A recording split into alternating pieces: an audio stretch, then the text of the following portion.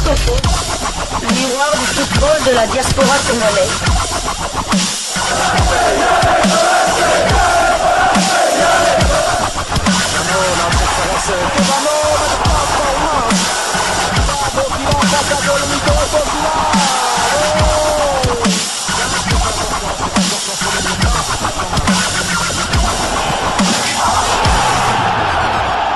Discofoot, le miroir du football de la diaspora congolaise. C'est l'heure de partager avec vous quelques news que nous avons pu récolter pour vous, des news concernant certains de nos internationaux ou des binationaux qui se sont illustrés dans leurs clubs respectifs, et cela dans le cadre de cette troisième livraison sportive de ce samedi 2 mai 2026, une livraison qui nous conduit du côté de l'Égypte. En Égypte, on jouait la 5e journée des playoffs de Première Ligue, championnat égyptienne première division, et Pyramide FC qui accueillait NPPI l'a battu sur le score de 3-2. Si Fiston Maël ne s'est pas illustré avec un but, une passe décisive, il était néanmoins titulaire avant de céder sa place à la 87e minute. À noter qu'il s'agissait de sa deuxième titularisation consécutive, ce qui porte à 3059 minutes son temps de jeu sur les 4133 minutes possibles. Maïlé a participé à 39 des 43 matchs de Pyramide avec à son actif 12 buts inscrits et une passe décisive délivrée. Prochain rendez-vous, ce sera pour le compte de la 6e journée de ces mêmes playoffs et un déplacement sur le terrain de Ceramica le mardi 5 mai prochain sous le coup. L'heure restant à définir. Nous quittons l'Égypte, nous allons cette fois du côté de la Pologne. En Pologne, on jouait la 32e journée du championnat polonais de première division. Et Widulot qui se déplaçait sur le terrain du Legia Varsovie a été battu sur le score d'un but à 0. Malgré la présence de Steve Kapwadi dans le 11 de départ du côté des visiteurs sur le terrain de l'ancien club, il a disputé l'intégralité de cette rencontre pour sa 4e fois consécutive. Son temps de jeu passe à 830 minutes sur les 1007 minutes possibles. Kapwadi a participé à 9 des 10 matchs de Widulot.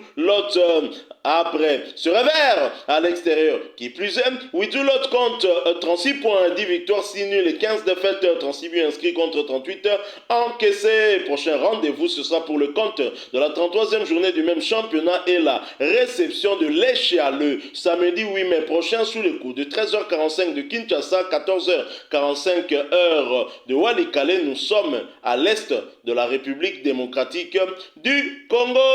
Nous quittons la Pologne, nous n'allons pas très loin, nous allons du côté de la Russie. En Russie, on jouait la 28e journée de Première Ligue, championnat russe de première division. Le Spartak Moscou qui se déplaçait sur le terrain de Krylia Sovetov a été battu sur le score de 2-1, et cela sans Théo Bongonda qui n'était pas une fois de plus sur la feuille de ce match, et cela pour sa 6e fois consécutive. Son temps de jeu stagne à 140 petites minutes sur les 3776 possibles. Bongonda n'a participé qu'à 6 des 39 matchs avec le Spartak Moscou. Après ce revers à l'extérieur, qui est plus simple, le Spartak Moscou compte 48 points, 14 victoires, 6 nuls et 8 défaites, en 5 buts inscrits contre 38 encaissés. Et il ne reste que 2 matchs avant la fin du championnat russe de première division, et Théo Messi n'a toujours pas gagné en temps de jeu après la finale du barrage intercontinental. Un cas qui interroge, un cas qui commence de plus en plus à inquiéter. Quelle est sa situation actuelle? Question mark. On verra bien d'ici 2 semaines quand Sébastien Desabre publiera sa liste des léopards qui iront en Coupe du Monde, si Théo Messi fera partie de cela. C'est vraiment dommage pour le génie, pour le Messi national. Et prochain rendez-vous, ce sera pour le compte de la finale de la Russie. Le Spartak Moscou accueillera le CSKA Moscou dans un derby qui s'annonce époustouflant. Ce match aura lieu le mercredi 6 mai prochain. L'heure restant à définir. Nous quittons la Russie pour l'Écosse où l'on jouait la 35e journée de Scottish Premiership, championnat écossais de première division, et Livingston qui recevait Aberdeen a été accroché à domicile dans un match à rebondissement qui s'est soldé sur le score de 2 buts partout. Jérémy Bokila n'était malheureusement pas sur la feuille de ce match et son temps de jeu stagne à 1022 minutes sur les 3561 possibles. Bokila a participé à 25 des 37 matchs de Livingston avec à son actif 5 buts inscrits. Après ce partage à domicile. Qui est plus est, Livingston compte 20 points, 2 victoires, 14 nuls et 19 défaites, 39 buts inscrits contre 68 encaissés. Prochain rendez-vous, ce sera pour le compte de la 36e journée du même championnat et le déplacement sur le terrain de Dundee le samedi prochain, ce sera le 9 mai sous les coups de 15h de Kinshasa, 16h heure de Goma. Nous sommes à l'est de la République démocratique du Congo. Quittons l'Écosse mais restons toujours en Grande-Bretagne. Allons cette fois du côté de UK. En Angleterre, on jouait la 35e journée de Premier League, championnat anglais de première division, et Burnley qui se déplaçait sur le terrain de Leeds United a été battu sur le score de 3 buts à 100. Axel Tuanzebe tout juste de retour à l'entraînement. Son temps de jeu stagne à 1154 minutes sur les 3319 possibles. Il a participé à 13 de 34 matchs de Burnley avec à son actif un but inscrit après ce revers à l'extérieur. Qui plus est, Burnley reste avant-dernier du championnat anglais de première division avec 20 petits points, 4 victoires, 8 nuls et 23 défaites, 35 buts inscrits contre 11 encaissés. Il y a à noter qu'il ne reste plus que 3 matchs avant la fin du championnat. Je ne sais pas pour vous, mais pour moi, que Axel Tuanzebe ne joue plus. Il ne reste que 3 matchs avant Naï. Avant d'anayer Poya Jokapa en Pamba. Pardon. Pour le Portugal, on a besoin de cet axe central constitué d'Axel Tuanzebe, Chancel Mbemba. Il faut dire qu'il ne reste plus que 3 matchs, mais rien ne changera, quelle que soit l'issue de ces 3 rencontres, puisque Burnley est déjà relégué en Championship. Prochain rendez-vous, ce sera pour le compte de la 36e journée du même championnat et la réception d'Aston Villa de Léon Bailey. Ce match aura lieu le dimanche prochain, ce sera le dimanche, sous le coup de 14h de Kinshasa, 15h heure de Bukavu. Nous sommes à l'est de la République démocratique du Congo. Nous quittons l'Angleterre pour la France où nous voulons parler de 2 joueurs congolais, Ngalael Mukaou de Lille et Nathan Bala du SMS qui sont actuellement en compétition pour le titre de pépite du mois d'avril en Ligue 1 McDonald's. Et c'est le média, le petit Lillois, qui au travers de sa page Facebook nous le fait savoir en publiant ceci. Bravo à Ngalael Mukaou qui est en lice pour le titre de la pépite du mois d'avril en Ligue 1.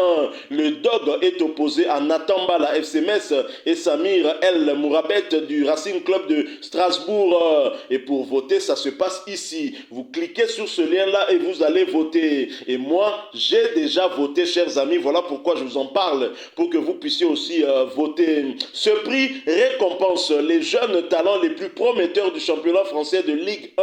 Pour l'édition d'avril 2026, ils sont finalistes aux côtés de Samir El Mourabet. Le résultat du vote est attendu le 8 mai 2026, soit le vendredi prochain. Profil des joueurs congolais, Ngalael Mukaou au milieu de terrain polyvalent du LOSC. Lille est mondialiste avec la République démocratique du Congo, alors que Nathan Bala, jeune attaquant du SMS, il est le fils de l'ancien international congolais Mbala Mbuta Abiscotte dit Lokolo Yezu, pied de Jésus. Il a récemment signé son premier contrat professionnel jusqu'en 2029. Votons tous, chers amis congolais, pour l'une de ces 2 pépites nationales. Mais moi, je vous le dis tout de suite, j'ai voté pour Ngalael Mukaou, le Lillois. Et j'ai bien évidemment suivi ce lien-là. J'ai voté et j'ai envoyé aussi mon adresse email pour gagner 2 places lors du prochain match de Ligue 1. Je pense bien que ce sera un match de Lille. J'ai vraiment mis mon email et j'attends. Si je gagne, je pense bien que je pourrai donner mes 2 places puisque moi je suis à Kinshasa et donc je ne serai pas à Lille pour suivre ce match. Et donc je donnerai mes 2 places à Bienvenue Bongolo, la figure emblématique de Lille. Occasion Péango et bienvenue pour que Yope Lokola aux Alagana Lille et pas un président d'homme na Lille au Koka. Qu'on voter pour Ngalael Mukaou pour soutenir petit Nabiso ya Lille Talara Azal Léopard petit Azal en plus mondialiste Nathan Zelanan. Yo bet appelé la tanière, mais pour l'instant, il faut nous voter mondialiste. Je vous dis qu'au moment où moi j'ai voté, il était déjà à près de 1000 voix. Et Nathan en était à presque 200, à 200 et quelques.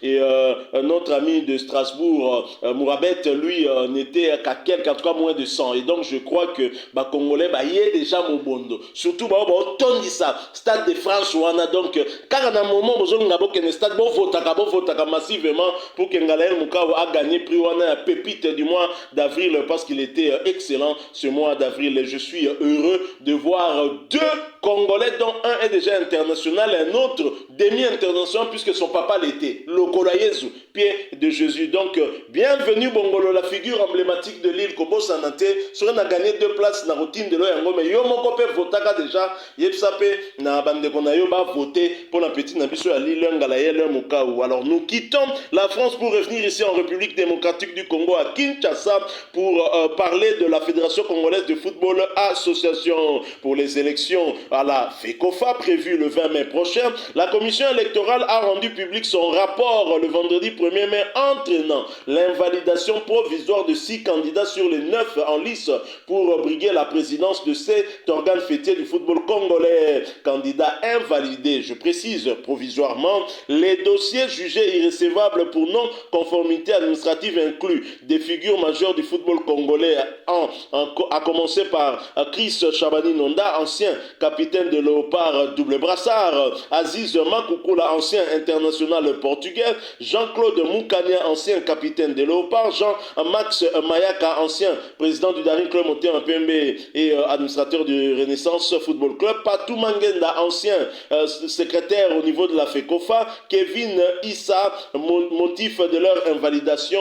L'invalidation en tout cas repose principalement sur des manques administratifs pour le cas de Chabani Nonda par exemple. La commission aurait relevé l'absence d'une attestation d'aptitude physique, l'omission d'une lettre de soutien signée par au moins 2 membres de l'organe fêtier, l'invalidation de 3 femmes figurant sur sa liste de 15 personnes candidats dont les listes ont été validées. Ils sont au nombre de 3 à ce jour. Donc seules 3 listes ont été officiellement retenues par la commission électorale. Il s'agit de la liste de Véron Mosengo Omba, ancien secrétaire général de la CAF, Bosco Mouéou, président de la Ligue nationale de football championnat d'élite ici, et Jean-Didier Massamba, ancien membre de la Fédération congolaise de football association.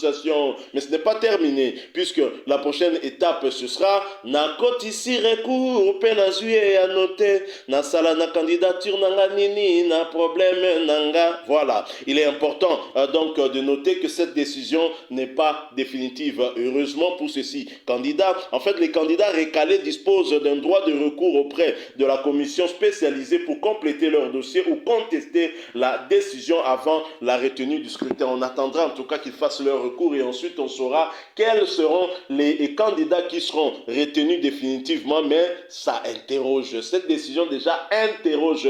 Je me pose beaucoup de questions alors qu'on se disait que la candidature de Véron Mosengo pourrait être invalidée compte tenu de sa situation, sa nationalité, notamment suisse, entre autres, parce qu'on sait que la nationalité congolaise est exclusive. Mais là, lui, rien du tout. Donc tout est parfait pour Véron Mosengo. Bon, ça y est, car fait qu'on fait un maudit.